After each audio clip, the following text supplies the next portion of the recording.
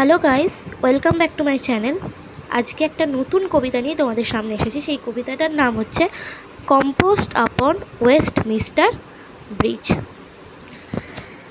আগের ভিডিওতে আমি তোমাদের ব্যাঙ্গেল সেলার্স কবিতাটা ভালো করে বুঝিয়ে দিয়েছি, আশা করি তোমরা বুঝতে পেরেছো। আজকের যে কবিতাটা স্টার্ট করব সেটা composed upon Westminster bridge, class 11-এর ফার্স্ট সেমিস্টারের একটা কবিতা। কে লিখেছেন? William Wordsworth. চলো স্টার্ট করা যাক। খুবই সহজ। আর্থ has not anything to show more fair. আরও সুন্দর দেখানোর মতো কোনো কিছুই নেই পৃথিবী। মানে পৃথিবীর সব সৌন্দর্য, এখানে কবি বলতে চাইছেন যে কবি পৃথিবীর যত সৌন্দর্য ছিল সব সৌন্দর্যই দেখে নিয়েছে, আর কোনো সৌন্দর্য বাকি নেই দেখার। Dull would he be of soul who could pass by. সে তো অনুভূতিহীন যে গ্রাহ্য করে চলে যায়। মানে বলতে চাইছে পৃথিবীর যে এত সৌন্দর্য, সেই সৌন্দর্য যদি কেউ না দেখে গ্রাহ্য করে চলে যায়, অগ্রাহ্য করে চলে যায়, পাত্তা না দিয়ে চলে যায়, তাহলে তার কোনো ফিলিংস নেই, মানে তার কোনো অনুভূতি নেই। A sight so touching in its majesty. মহিমায়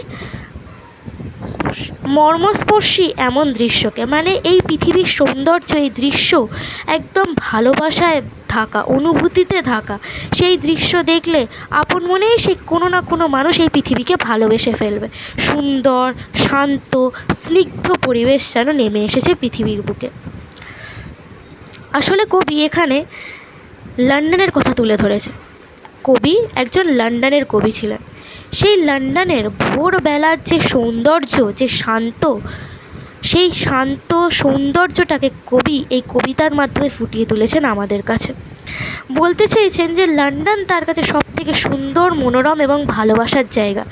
এমন সুন্দর জায়গা হয়তো পৃথিবীতে আর কোথাও নেই।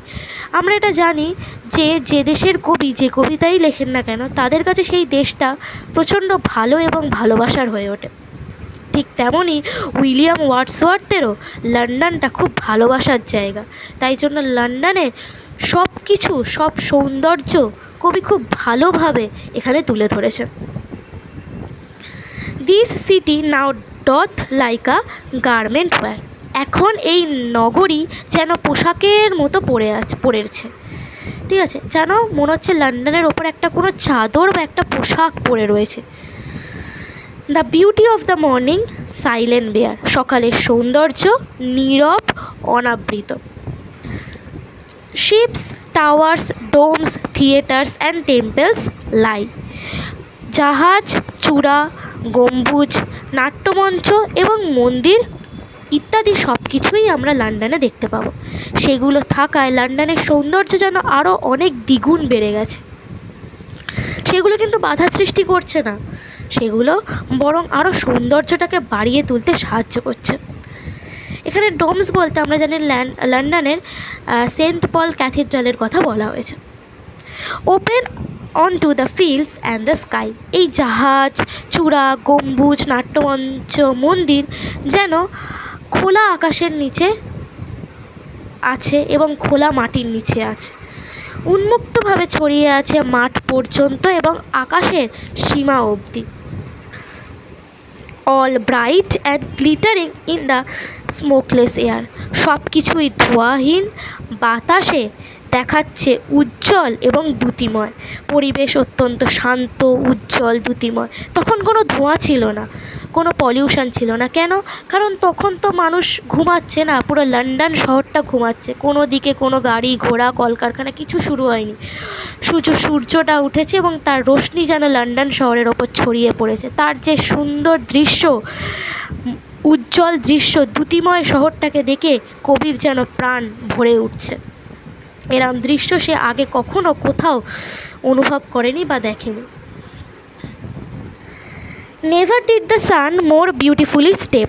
সূর্য কখনো এত সুন্দরভাবে প্লাবিত করেনি বা আকাশে ওঠেনি। In his first splendour valley, rock or hill. উপত্যকা, পাথর, অথবা পাহাড়কে তার প্রথম দ্যুতিতে, মানে সূর্য ওঠার পরেই সূর্যের রশ্মিটা কোথায় ছড়িয়ে পড়েছে? পাহাড়, পাথর, আকাশে, এই সব জায়গাতে আগে ছড়িয়ে পড়েছে, তারপর লন্ডনের শহরে এসে সেই আলোটা পড়েছে।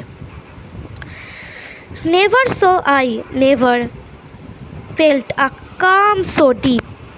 আমি কখনো দেখিনি, কখনো অনুভব করিনি এত গভীর শান্ত শহর এবং মনোরম শহরকে। The river glideth at his own sweet will. নদী স্বচ্ছন্দ গতিতে বয়ে চলে আপন ইচ্ছায়। ডিয়ার গড, হে ঈশ্বর, the very houses SIM asleep. যত ঘর বাড়ি লন্ডনে দেখতে পাচ্ছি সবই যেন ঘুমন্ত অবস্থায় রয়েছে, সবাই ঘুমাচ্ছে, কেউ এখনও ঘুম থেকে ওঠেনি। And all that mighty heart is lying still. এবং শক্তিশালী লন্ডনের যে হৃৎপিণ্ডটি সেটাও যেন বিশ্রামে আচ্ছন্ন রয়েছে, সেটাও যেন ঘুমাচ্ছে। মনোরম পরিবেশে কেউ যেন ঘুম থেকে ওঠেনি। শান্ত, স্নিগ্ধ, কোমল, উজ্জ্বল এবং দ্যুতিময় শহরটাকে দেখে কবির যে মনোভাব, কবির যে ভালোবাসা লন্ডনের প্রতি, সেটাকেই কবি এই কবিতার মাধ্যমে তুলে ধরেছেন। আশা করি তোমরা সবাই বুঝতে পেরেছ। ভালো লাগলে লাইক, কমেন্ট এবং শেয়ার করো। Thank you.